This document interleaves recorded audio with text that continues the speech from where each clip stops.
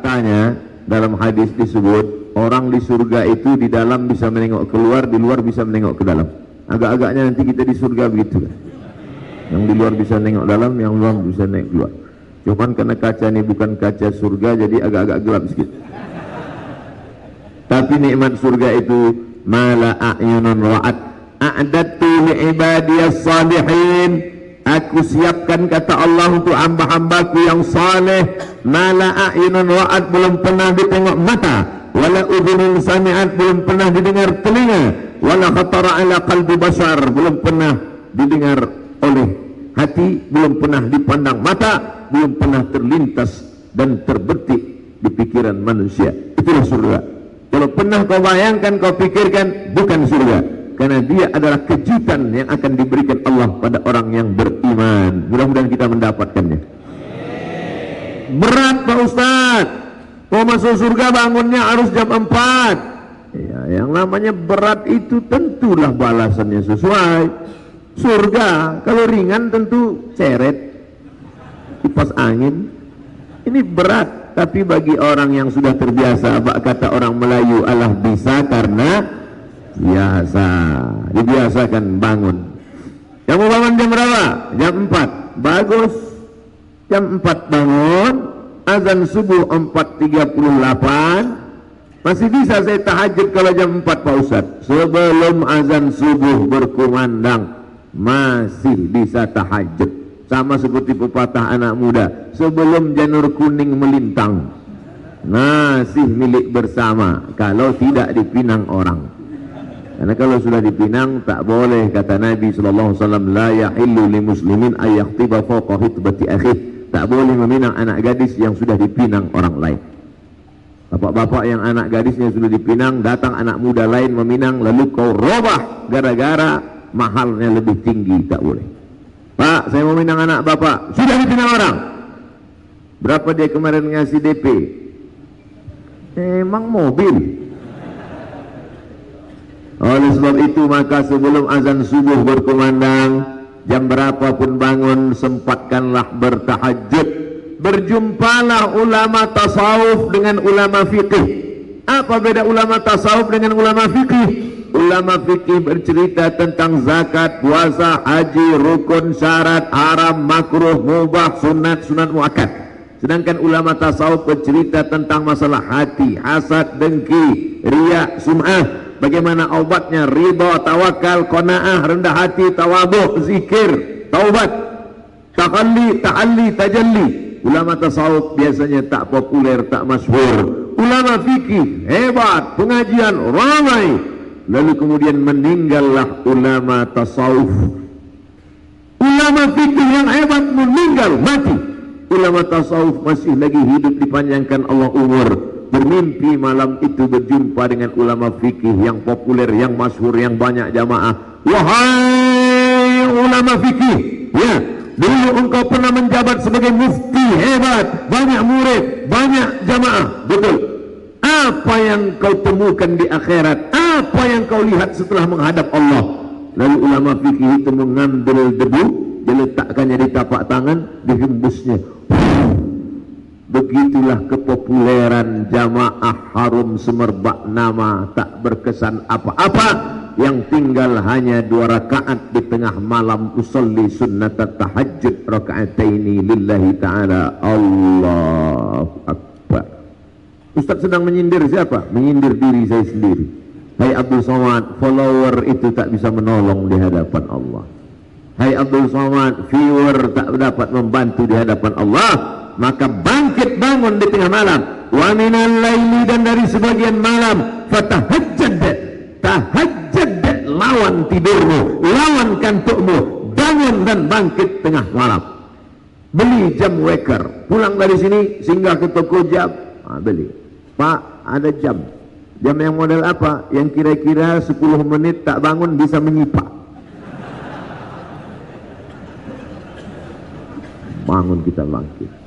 Ini tujuannya tak lain tak bukan adalah untuk merebut keberkahan-keberkahan. Karena malaikat sudah menurunkan berkah. Bagaimana cara mengambil berkah? Maka siapa yang paling awal bangunnya, dia yang paling banyak berkahnya. Abdul Somad hanya pandai ngomong ceramah saja, mari bangun, mari bangun. Rupanya dia pun bangun jam 4. Sedangkan jamaah rupanya lebih awal lagi. Ustaz ngajak bangun lebih cepat. Kenapa Ustaz pun lambat? Saya tadi malam ceramah. Ada alasannya kan? Ada 1000 dalil untuk beramal, tapi jangan lupa setan menyediakan 1001 dalil untuk tidak beramal. Ada 1000 ayat hadis untuk beramal, tapi setan menyediakan 1001 hujah untuk supaya bagaimana kita tidak beramal. Kau kenapa tak tahajud? Subuh, zuhur, asar, maghrib, isya cukup. Tapi kenapa tak tahajud? Masih syukur aku sembahyang, tetanggaku enggak sembahyang lagi. Setan selalu membisikkan, allazi waswisu fi sudurin nas minal jinnati wan nas. Ternyata yang berbisik ini bukan cuma setan, bukan cuma jin, tapi minal jinnati wan nas, manusia pun. Ente nggak usah terlalu rajin-rajin kali, nggak usah pakai tahajud, pakai witir, pakai sholat taubat. Sholat wajib aja, subuh, zuhur, asar, maghrib, isya, udah. Kita nanti masuk surga di emperan pun udah cukup lah. Apa yang di tengah-tengah kali? Kalau jumpa gini bagaimana? Hei setan,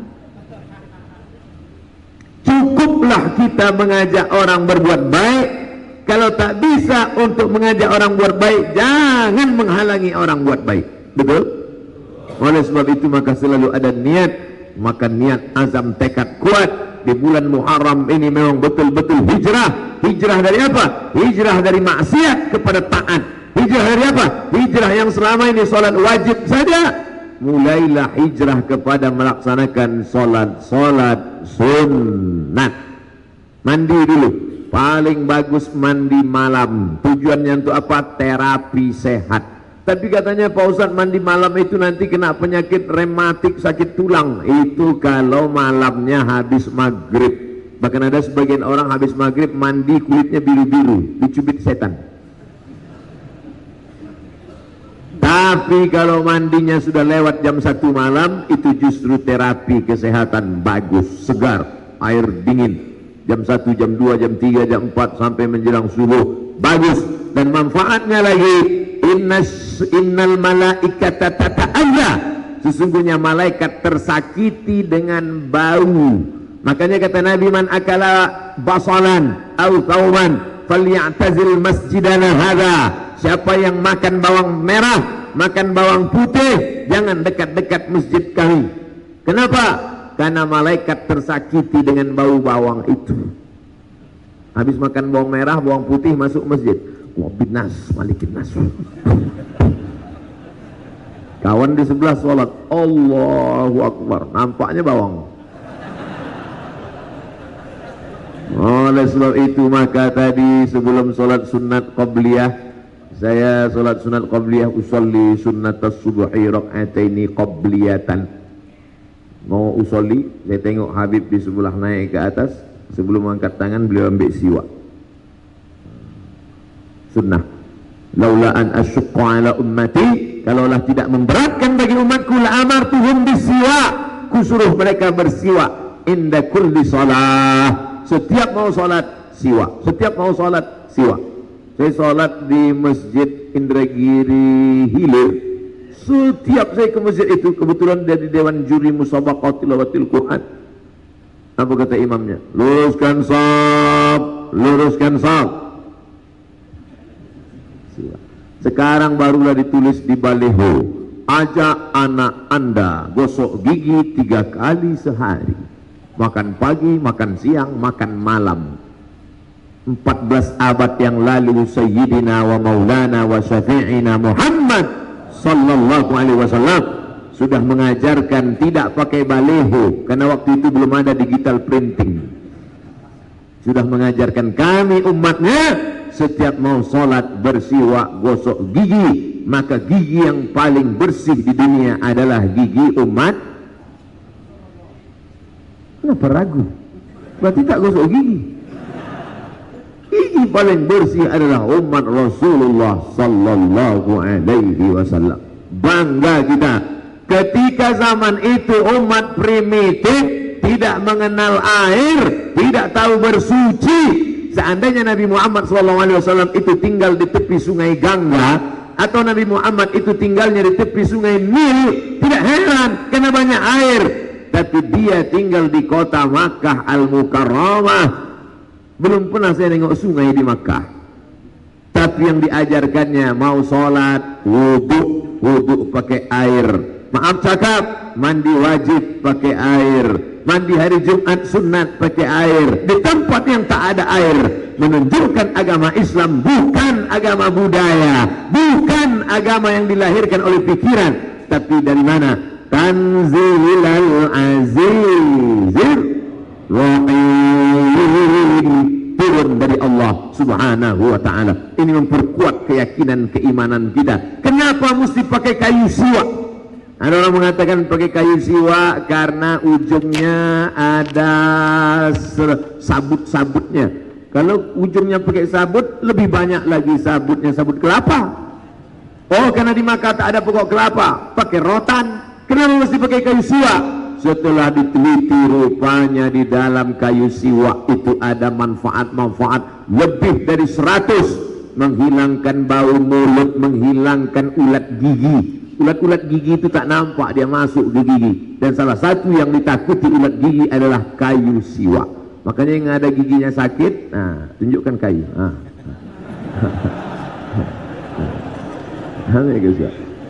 Kalau macam-macam cucuk kan. Dari kecil anak-anak kita ajarkan. Saya Pak Ustaz nggak mau pakai gosok gini Pak Ustaz. Sekarang sudah ada namanya pasta gigi siwak. Pakailah siwak F. Oh, ujung-ujungnya Ustaz mau jualannya. Saya tidak ada hubungan dengan perusahaan siwak ini, tapi saya ingin supaya umat Islam memajukan produk umat Islam. Karena kalau kau beli produk umat Islam, dia dapat untung, dia akan berzakat, dia akan bersedekah, dia akan menyediakan beasiswa untuk anak-anak umat Islam. Maka uang kita berputar di antara umat yang bersyahadat asyhadu an la ilaha illallah wa asyhadu anna muhammadan rasulullah. Kalau satu kali pakai pasta gigi, kira-kira kalau sekali oles pasta gigi itu pagi berapa ya? Karena kita, sebetulnya agak mahal nih, tapi karena kita udah lama berkawan, 100 rupiah aja lah. 100 rupiah. Satu kali oles 100 rupiah. Kita penduduknya Bangka Belitung ada, anggaplah 1 juta. Satu kali oles 100 rupiah kali 1 juta penduduk. Berapa? Memang kalau pagi payah ngitung memang. Saya ulang sekali lagi. Satu kali oles sapu pasta gigi, sikat-sikat gigi 100 rupiah, kita penduduk ada 1 juta, maka sekali oles serentak orang Bangka Belitung mengoles 100 juta. 100 juta sudah bisa buat satu kelas. Jadi dalam 1 bulan sudah ada 1 juta sebulan 3 miliar uang umat Islam dari sekali oles. Nah, makanya besok pakai siwak,